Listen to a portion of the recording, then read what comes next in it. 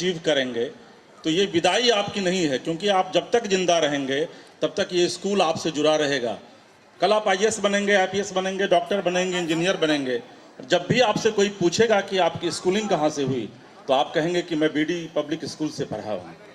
तो ये फेयरवेल नहीं है, बल्कि आप यहाँ से कुछ दिनों के लिए विदा ले रहे हैं, और वो भी एक बेहतर शिक्षा के लिए। तो मुझे इस शब्द पर शुरू से आपत्ति रही है, क्योंकि विदाई नहीं होती है कभी भी, ये जान लीजिए। विदाई सिर्फ बेटी की होती है, क्योंकि जब एक पिता अपनी बेटी को शादी करके विदा करता है तो उसकी विदाई होती है। छात्रों की विदाई नहीं होती है, क्योंकि आप गुरुकुल की परंपरा को भी देखिए तो गुरु ही एकमात्र ऐसे होते हैं जिनसे कि छात्रों का जुड़ाव हृदय से होता है। वो बच्चों को शिक्षा देते हैं, और मानवता की ही सिर्फ शिक्षा नहीं देते हैं, बल्कि वो स्कूलिंग करवाते हैं, उनको बताते हैं कि भाई आगे आपको जीवन कैसे जीना है, तो जीवन जीने की भी शिक्षा देते हैं। तो इस विद्यालय में जितने भी छात्र आज यहाँ से जा रहे हैं, जो यहाँ हैं भी, उन तमाम छात्रों को मेरी भी शुभकामनाएं हैं कि आप यहाँ से जा रहे हैं। आप निश्चित तौर पर अपने परिवार का, अपने विद्यालय का, अपने गुरु का नाम आने वाले दिनों में रोशन करेंगे, और मेरी यह भी शुभकामनाएं हैं और ईश्वर से प्रार्थना है कि आप आगे बढ़ें जीवन में, और कल जब आप बड़े अधिकारी बने तो निश्चित तौर पर आप एक बार फिर इस विद्यालय में आएंगे अपने गुरु का आशीर्वाद लेने के लिए, कि यहीं से मैं आपसे ही वो संस्कार सीख करके यहाँ से गया था, और जिस संस्कार का परिणाम आज आपके सामने खड़ा है। और आने वाले दिनों में देखिए, यही जो स्कूलिंग होती है ना, जो बचपन की पढ़ाई होती है, वो एक बुनियाद है जो आने वाले दिनों में एक वृक्ष का रूप लेता है। और आप कल जब बड़े ओहदे पर जाएंगे तो आप समाज को, इस देश को एक मैसेज देने की कोशिश करेंगे। उसमें आप निश्चित तौर पर जब चर्चा करेंगे तो आप इस विद्यालय की भी चर्चा करेंगे कि देखिए हमारे वो सर थे जिन्होंने मुझे यह पढ़ाया, हमारे वो सर थे जिन्होंने हमें यह पढ़ाया। और एक ही और याद रखिए कि जीवन में चूँकि कहा गया है कि ऊंचाई जो है वो अनंत है, लेकिन आप जहाँ भी जाइए तो अपने शिक्षक को निश्चित तौर पर याद कीजिए, इसलिए कि शिक्षक जो हैं वो संस्कार देते हैं बच्चों के भीतर, और वही संस्कार आगे जा कर के आपको बड़े ओहदे पर ले जाता है। तो निश्चित तौर पर मैं यहाँ डायरेक्टर साहब का, प्रिंसिपल साहिबा का, और जितने भी यहाँ गुरुजन हैं, मैं उन तमाम लोगों को थैंक्स देना चाहूँगा। और एक चीज़ चूँकि मैं आपको बताना चाहूँगा, और काफ़ी इंस्पायरिंग है, प्रेरणादायी है ये, कि जीवन में आप जितनी भी ऊंचाई पर जाइए उतनी ही विनम्रता अपने अंदर लाइए, क्योंकि अगर आप विनम्र रहेंगे तो निश्चित तौर पर उस विनम्रता की चर्चा न सिर्फ हर जगह होगी, बल्कि जीवन में आगे बढ़ने में आपको बहुत आसानी होगी।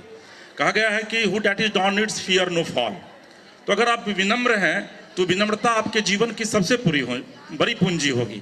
तो आप खूब आगे बढ़िए, लेकिन विनम्र रहिए। और एक छोटा सा प्रसंग मैं आपको सुनाना चाहता हूँ कि समाज में, परिवार में, विद्यालय में, या आप जिस संस्थान में कल जाएंगे बड़े ओहदे पर, वहाँ पर प्रेम, भाईचारा हमेशा बनाकर रखिएगा। एक छोटा सा उदाहरण मैं आपको दूंगा और उसके बाद फिर मैं अपनी वाणी को पूर्ण विराम दूंगा। दरअसल में एक प्रसंग है जिस प्रसंग में कहा यह गया है कि जब प्रभु श्री राम, आप लोग सब लोग जानते होंगे प्रभु श्री राम को, वो जब चित्रकूट में थे तो उनके भाई थे भरत और राम का जो चेहरा था वो एक समान था। और जब पहली बार माँ कौशल्या ने उनको पालने में लिटाया था तो उनको पता नहीं चल रहा था कि इसमें राम कौन है और भरत कौन है। तो उन्होंने गुरु वशिष्ठ से पूछा कि इसमें भरत कौन है और राम कौन है। तो गुरुजी ने कहा कि जो सामने देख रहा है वो राम है, और जो चरण की तरफ देख रहा है वो भरत है, क्योंकि राम जो है वो भरत को सामने देखते थे और भरत की नज़रें जो हैं वो प्रभु के चरणों पर रहा करती थी। तो जब भरत जाते हैं पूरे अयोध्या के लोग, भरत पूछते हैं ऋषि भारद्वाज से कि क्या कभी भैया को हमारी याद आई या नहीं आई। उसमें बड़ी अच्छी पंक्ति कही गई है। तो उसमें भरद्वाज जी कहते हैं भरत से, और उसकी बड़ी अच्छी व्याख्या की गई है कि अपनी आँखों, अपने आंसू से गंगा को धोते रहे, हाथ में जल लिए राम रोते रहे, अच्युतम केशवम कृष्ण दामोदरम राम नारायणम जानकी वल्लम। यानी कि जब भरत जी ने ये चीज़ पूछा तो भरद्वाज जी कहते हैं कि राम तुम्हें इतना प्यार करते हैं कि जब मैंने उन्हें कहा था, एक बार पूजा करवा रहा था गंगा पार जाने के लिए, और मैंने कहा था जम्बू द्वीप पे भरत खंडे, तो उनके हाथ से थाली गिर गई थी और हे भरत कहकर वो जमीन पर गिर गए थे। और उसके बाद एक और प्रसंग है कि वन देवी, चूँकि स्वयं श्री राम के विषय में कहा जाता है कि वो नारायण के अवतार थे, तो उनसे जब वन देवी पूछती है कि प्रभु आप वन में आए हैं तो मुझे बताइए कि मैं कुछ आपके लिए क्या सेवा करूं। तो उन्होंने कहा कि मुझे किसी सेवा की आवश्यकता नहीं है, लेकिन जब उन्होंने बहुत अनुरोध किया तो प्रभु श्री राम ने कहा कि अगर आप कर सकती हैं तो मैं जिस रास्ते से गुजर कर आया हूं उस रास्ते के तमाम कांटे को हटवा दीजिए।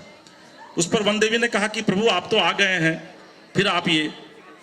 तो उन्होंने कहा कि पहले आप हटवा दीजिए। फिर उन्होंने हटवा दिया और फिर उसके बाद राम ने जवाब दिया, और राम ने कहा कि दरअसल में मेरा एक बाबला भाई भरत है, जब वो इस रास्ते से आएगा तो उसको इस बात की कष्ट नहीं होगी कि प्रभु इस रास्ते से गए हैं, उनको इस बात की कष्ट होगी कि मेरी वजह से प्रभु के चरणों में कांटे पड़े हैं।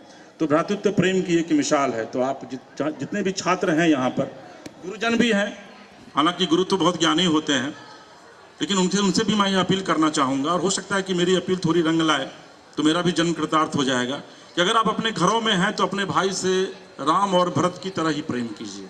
और कम से कम जो यहाँ छोटे छोटे बच्चे हैं उनके अगर भाई हैं तो अपने भाई से वो इस तरीके से प्रेम कीजिए। और भ्रातृत्व मिसाल अगर इस भारत में एक बार फिर से कायम होगा तो आज जो भाई भाई के बीच में मतभेद है, विभेद है, वो निश्चित तौर पर समाप्त होगा।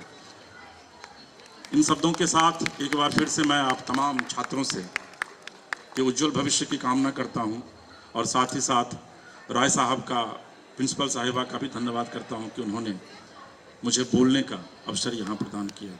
नमस्कार।